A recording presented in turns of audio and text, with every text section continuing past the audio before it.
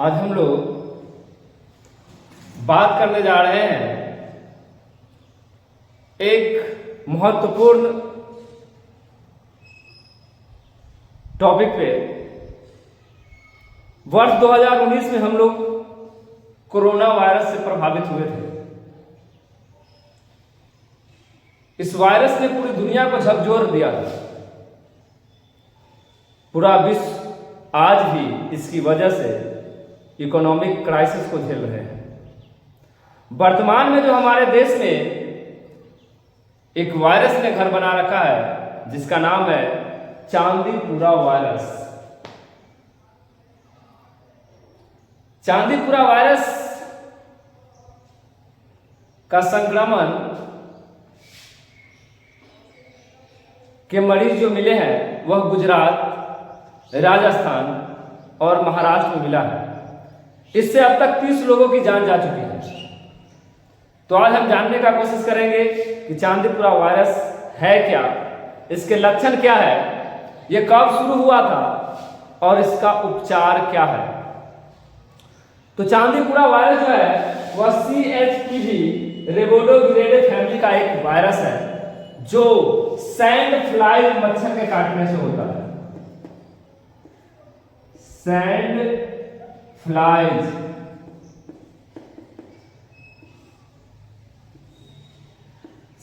Flies नामक मच्छर के काटने से होता है, या रेत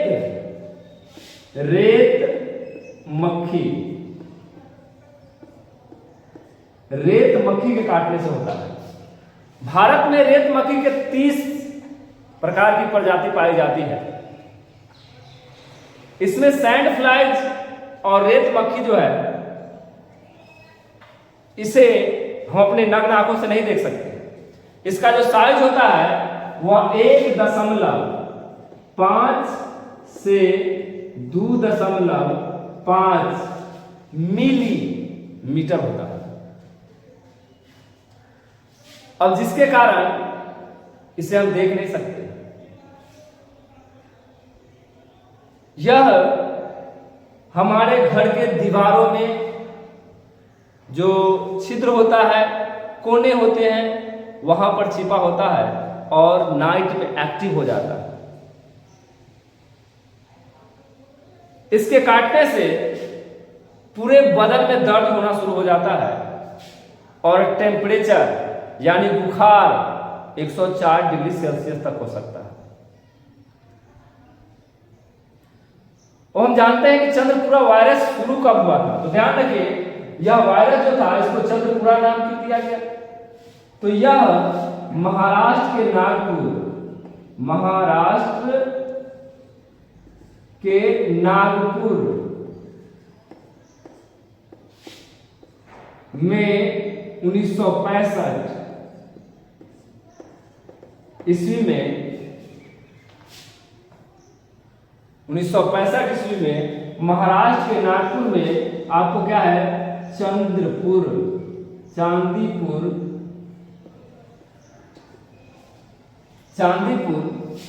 गांव में इसके केसेस मिले थे, जिसके कारण इसे चांदीपुरा वायरस के नाम से जाना गया।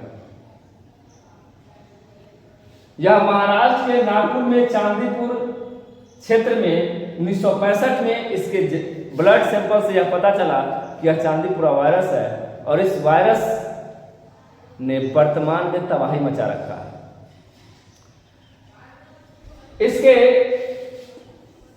इस वायरस से प्रभावित लोगों को पूरे बदन में दर्द होता है, टेम्परेचर 104 डिग्री सेल्सियस से अधिक हो जाता है और यह सबसे अधिक 1 से 15 साल के बच्चों में होता है।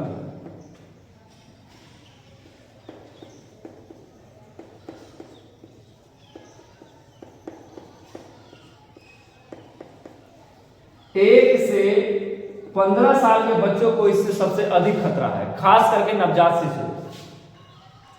दूसरा, बुजुर्गों को भी इस वायरस से खतरा है। बुजुर्ग भी इस वायरस के चपेट में आ सकते हैं। यह वायरस इतना खतरनाक है कि जिस भी व्यक्ति में यह संक्रमण फैल गया है उसकी मृत्यु 24 से 48 घंटे के बीच में हो जाता है। 24 से 48 घंटे के बीच में ही इससे प्रभावित लोगों की मृत्यु हो जाती है। इस वायरस को वर्तमान में जो पहला केस आया था 17 जुलाई को गुजरात से आया था और इसका एक sample national institute of virology Pune भेजा गया, जिसके बाद पता चला कि ये वही वायरस है जो 1965 में चांदीपुर में एक्टिव हुआ था और इससे अब तक 30 बच्चे की जान जा चुकी है। 30 बच्चे की जान जा चुकी है। यह वायरस के जो केसेज हैं वह आपको गुजरात, महाराष्ट्र,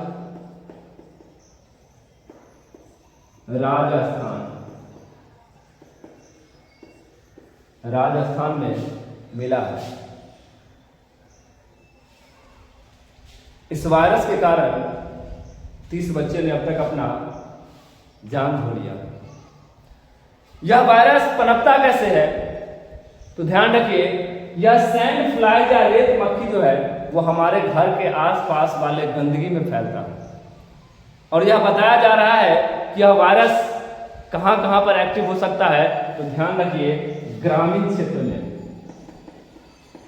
ग्रामीण क्षेत्र, दूसरा आदिवासी एरिया जो होता है आदिवासी वहां पर, और तीसरा झुग्गी और झोपड़ी में। यहां पर ही आपको मच्छर पनपते हैं, यह मक्खी पनपती है, जिससे यहाँ के लोग ही सबसे अधिक प्रभावित हैं। इससे बचाव के उपाय क्या है तो ध्यान रखिए, इससे बचाव का उपाय है कि घर में आसपास सफाई रखें। दूसरा उपाय है कि बच्चों को सुलाते वक्त पूरे बदन फुल शॉर्ट या टी शर्ट जो भी हो पूरे बदन में उसको पहना के रखें। तीसरा है कि मच्छरदानी जो हम लोग यूज करते हैं उसका आपको डेली इस्तेमाल करें और आसपास सफाई रखें, क्योंकि इस वायरस से बचने के लिए अब तक टीका विकसित नहीं किया गया है जो टीका दे दिया जाए और उन्हें सुरक्षित कर लिया जाए। इससे प्रभावित लोगों को सिर्फ दर्द और बुखार की दवा देकर ही आपको बचाया जा रहा है, तो यह बहुत ही बड़ी खतरा है जिससे हमें सभी को सावधान रहना चाहिए। एक बार और ध्यान से आपको सुनेंगे कि इसका लक्षण है कि 1 से 15 साल के बच्चों में तेजी से पूरे बदन में दर्द उठने लगता है। टेम्परेचर जो होता है बुखार वह 104 डिग्री सेल्सियस तक हो सकता है। तेज बुखार होती है, इससे बुजुर्ग और बच्चे प्रभावित होते हैं। इससे बचाव के लिए आपको क्या करना है तो घर के आसपास सफाई रखना है। दूसरा, बच्चों को पूरे बदन में कपड़ा पहना के रखना है, खुले बदन नहीं रखना है। और तीसरा, मच्छरदानी लगाकर ही सोए आप लोग।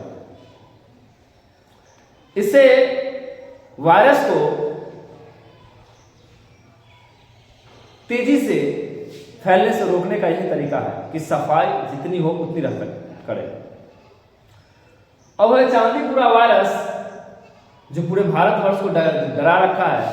पूरे मेडिकल साइंस इसकी जांच में लगा हुआ है कि इससे बचाव के टीके विकसित किया जाए। तो इस संक्रमण के चपेट में आने से पहले ही अपने लोगों को, अपने बच्चों को इसकी जानकारी दे। खास करके नवजात शिशुओं को खुले में ना छोड़े, उन बच्चों को खुले बदन भी ना छोड़े, क्योंकि ये जो मच्छर होता है यह हमारे घरों में ही ये रहता है और रात में एक्टिव होता है। हम अपने नग्न आंखों से नहीं देखते हैं। कभी कभी हमारे ग्रामीण एरिया में कहता है कि उप्फा जो होता है वो हम लोग को दिखाई नहीं देता है। शायद यह रेत मक्खी ही हो सकती है, मतलब मुझे तो नहीं पता है, लेकिन हो सकता है। इसके काटने से ही आपको क्या है कि इस प्रकार के वायरस, चांदीपुरा वायरस फैला है और जिससे पूरे भारतवर्ष प्रभावित है और मेडिकल साइंस को सोचने पर मजबूर कर दिया है।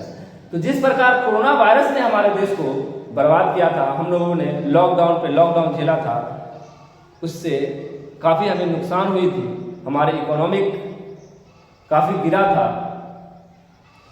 इस वायरस को फैलने से रोकने के लिए लोगों को जागरूक करें और इस वीडियो को पूरा अंत तक देखें और समझें और लोगों को समझाएं और ख़ास करके ग्रामीण क्षेत्रों में लोगों को बताएं कि बच्चों को कैसे रखना है। धन्यवाद। जय हिंद।